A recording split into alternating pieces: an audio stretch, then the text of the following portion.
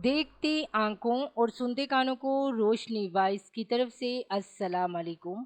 दोस्तों, शादी की पहली रात हम एक दूसरे को देखकर बड़ी देर हंसते रहे कि ये हमने क्या कर दिया, लेकिन इन कहकों के पीछे की फिक्रें हम दोनों के चेहरों से अया थी। शादी चूंकि जल्दबाजी और खानदान वालों की नाराजगी में हुई थी, सो मुंह दिखाई के पैसे मेरे पास नहीं थे। एक दोस्त से उधार पकड़ के सोने की एक हल्की सी अंगूठी उसे दी, जिससे उसने ये कहकर वापस कर दिया कि मैं तुम्हारे हालात से वाकिफ हूँ, जिन हालात में शादी हुई है इससे भी वाकिफ हूँ। सो जब खुद दिला सकोगे तो अब ले लूँगी। मैंने थोड़ा शर्मिंदा होते हुए पूछा कि अच्छा बताओ, तुम्हारी सबसे बड़ी ख्वाहिश क्या है? मैं किसी दिन वो ज़रूर पूरी करूँगा। उसने कुछ तामल के बाद कहा कि ज़िंदगी में दो ही ख्वाहिशात के लिए खुदा के सामने गिड़गिड़ाई हूँ। एक अपना घर हो, चाहे बहुत छोटा सा हो, लेकिन अपना हो। और दूसरा दूसरा मेरे सामने मौजूद है। हम दोनों ने एक दूसरे का मुंह देखा और मुस्कुराने लगे। पसंद की शादी पे औरत पहले अपने घर वालों से सुनती है, बाद में ससुराल से। वो सारी कश्तियां जला के आई थी, सो उसने जबान सी ली। अब अगली जिम्मेदारी मेरी थी। एक दोस्त की तवसत से लाहौर में एक कॉल सेंटर में जॉब मिल गई, लेकिन मैं कभी अपने शहर से निकला नहीं था। सो एक अनजान शहर में जाने के लिए मुझे थोड़ा सा सरमाया दरकार था। अब्बू से मुझे 10,000 मिले। अगले हफ्ते की टिकट थी। रात को मैं हसाबों में मसरूफ था तो वो मेरे पास आई। उसने अपने जोर से बंद मुट्ठी खोली और मेरे सामने कर दी। मैंने कहा, तुम फिक्र ना करो, मेरे पास पैसे हैं। ये तुम अपने पास यार, मुझसे झूठ ना बोला करो। मुझे पता है नहीं है। मैं खामोश हो गया क्योंकि पैसों की ज़रूरत मुझे थी। वो मेरे पास बैठ गई और किसी मास्टर प्लानर की तरह मुझे समझाने लगी। मैंने एक प्लान सोचा है। क्या? मैंने, तुम्हारी गंदम गांव से आती है ना? तो मैंने कहा हाँ। तो उसने कहा, तुम ऐसा करो, उन पैसों की गंदम ले लो। घर के लिए भी लेनी है, गांव से तुम्हें सस्ती मिल जाएगी। मेरी एक दोस्त है, इससे बात की है मैंने, उसको ज़रूरत है। तुम यहाँ से उठा के वहाँ दे देना, कुछ पैसे बच जाएंगे। वो बड़ी एक्साइटमेंट से मुझे एक बिजनेस प्लान समझा रही थी। मैं उसकी मासूमियत पे मुस्कुराया, लेकिन प्लान बुरा नहीं था।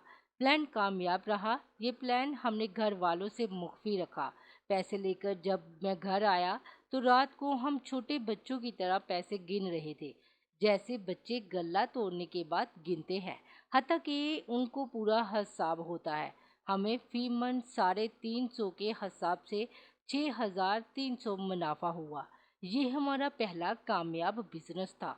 2,000 मैंने उसके मना करने के बावजूद उसके हाथ पे रखा, क्योंकि असली तौर पर ये उसकी कमाई थी। अगले हफ्ते मैं उसे छोड़ के लाहौर निकल गया। लाहौर मेरे लिए अनजान था। कुछ दिन दोस्त के घर रहा। बाद में जब अपनी रहाइश ढूंढनी पड़ी तो दाल रोटी का भाव पता चलने लगा। रहाइश और बहाना खर्चों का हिसाब लगाया तो ये मेरी सोच से थोड़ा ज़्यादा था।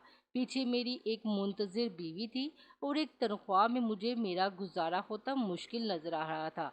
पता नहीं ये उसकी मोहब्बत थी या एहसास जिम्मेदारी। मैंने भी तहया किया कि कुछ ना कुछ तो करूँगा ही। उसने अगर मेरे भरोसे सब छोड़ा है तो उसका भरोसा टूटने नहीं दे सकता। मैंने अपने कॉल सेंटर के करीब काम ढूंढना शुरू किया। इत्तेफाक से वहाँ एक रेस्तोरां में मुझे नौकरी मिल गई। होता अब ये था कि सुबह 7 से शाम 5 बजे कॉल सेंटर में था, वहाँ से आके सो जाता और रात 12 से सुबह 6 नाइट शिफ्ट पर रेस्तोरां। वहाँ से मुझे 2 वक्त का खाना मिल जाता था, जिससे मेरा काफ़ी खर्चा बच जाता था।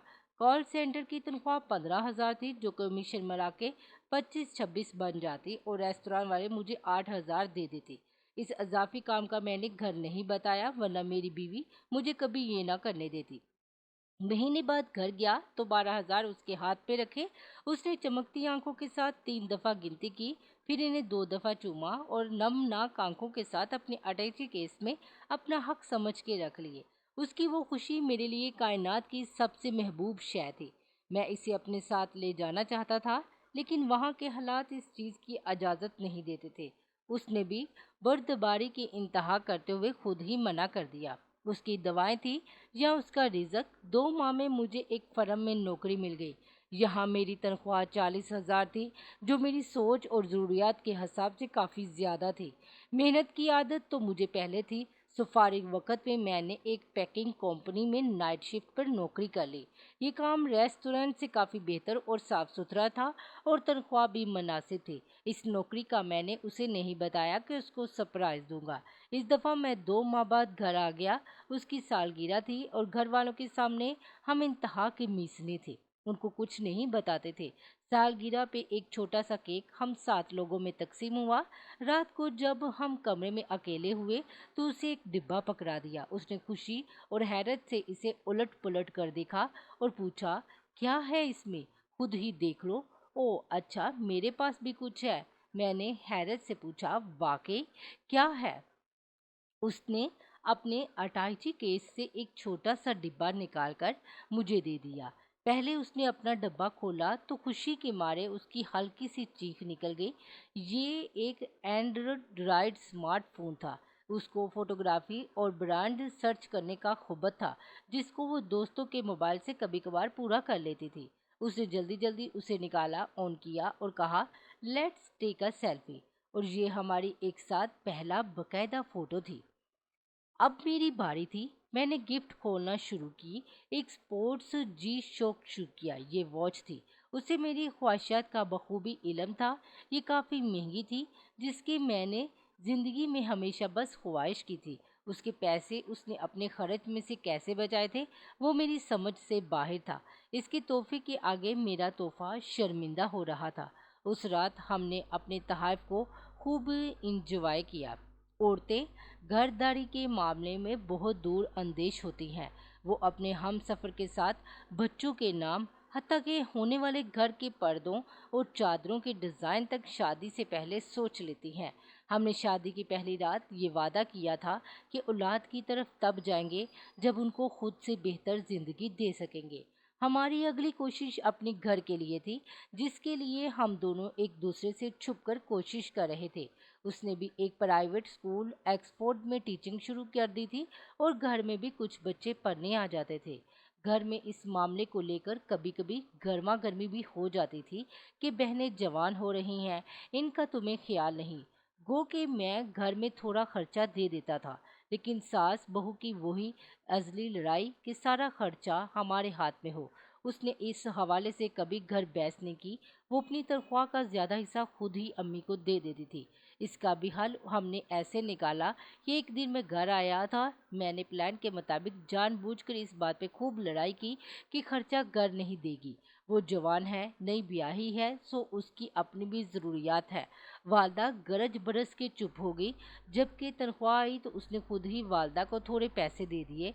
वो तो कहते रहते हैं माँ जेर हो गई कि कैसी फरमाबरदार बहू है, जबकि ये प्लान भी बहू का था। 2 साल बाद आखिर वो दिन आ गया जिसके लिए उसने सारी जिंदगी ख्वाहिश और मैंने मेहनत की थी। ये भी उसका बर्थडे सरप्राइज था। शहर के एक पोश इलाके में 4.5 मरले का एक प्लाट। उसको जब मैंने बताया कि ये तुम्हारा है तो जिंदगी में पहली दफ़ा मेरे सामने वो धारे मार मार के रोई, जैसे ये सब आंसू उसने उसी दिन के लिए बचा रखे थे। हम काफ़ी देर खाली प्लाट में मट्टी पर एक दूसरे का हाथ पकड़े बैठे रहे। वो थोड़ी थोड़ी देर बाद अपनी उंगली जमीन पर घसीटती और किसी बच्चे की तरह लिख कर दोहराती, मेरी मलकियत। जिंदगी अब ट्रैक पर आ चुकी थी। जिस दिन मुझे उसकी प्रेगनेंसी का पता चला, उस दिन मैं पागलों की तरह खुश था। हमने घर का काम, बच्चों के कपड़े और पता नहीं क्या क्या प्लान करना शुरू कर दिया। एक रात उसकी तबीयत मामूली से ज़्यादा ख़राब हुई। मैं अपनी ज़िंदगी में उससे लेकर कभी नहीं डरा, उस वक़्त भी नहीं जब पूरे ख़ानदान के सामने अकेला खड़ा था। लेकिन ज़िंदगी में पहली दफ़ा उसकी इस हालत ने मेरी रूह नचोड़ के रख दी। मैं उसे लेकर अस्पताल भागा। मेरी हालत ये थी कि शर्ट पहनी थी जिसके बटन बंद नहीं थे और मैं नंगे पैर अस्पताल में उसको उठा के भाग रहा था। उसकी हालत ख़राब थी। डॉक्टरों ने एक ज़िंदगी बचाने का ऑप्शन दिया था, जिसका जवाब वाज़िया था। मैं वार्ड के बाहर फर्श पर घुटनों के बल बैठा अल्लाह ताला से उसकी ज़िंदगी की भीख मांग रहा था। लेकिन खुदा को कुछ और मंजूर था। उसके लिए बेहतरीन घर चुन रखा था। वो एक बेटी का तोहफा देकर मुझे दगा दे गई। उसका तोहफा हमेशा की तरह मेरे सारे तहफ़ पर भारी था। मैंने उसी के नाम पे हमारी बेटी का नाम रखा। आज भी जब मैं अपनी बेटी को जब उस पोश इलाके में एक खूबसूरत प्लॉट के पास उसकी माँ से मिलवाने ले जाता हूँ, तो मुझसे अक्सर पूछती है कि पापा, मामा यहाँ सबसे अलग क्यों रहती है। मैं उसे हमेशा टाल देता हूँ। मैं उसे किस तरह बताऊँ कि ये उसी का घर है, ये उसी की मलकियत है, जिस पे उसके अलावा किसी का हक नहीं। Thank you for watching my video. Do subscribe my channel and share my video.